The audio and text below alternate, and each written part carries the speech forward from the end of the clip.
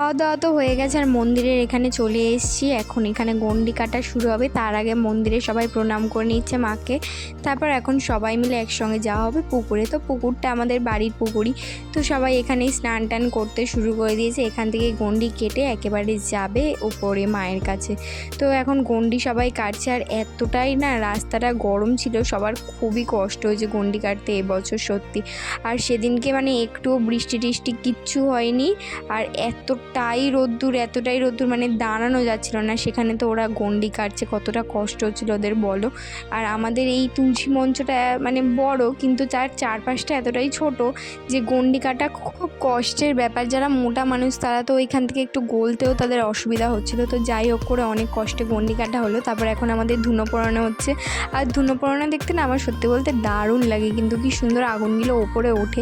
কিন্তু যারা সারাদিন উপোস করে গণ্ডি কেটে এসে বসে ধুনো পোড়াচ্ছে তাদের কষ্টটাও হচ্ছে বুঝতে পারছি। তো বাড়ির পুজো আরও নানা ভিডিও আসছে, দেখতে থাকো। আজকের জন্য বাই।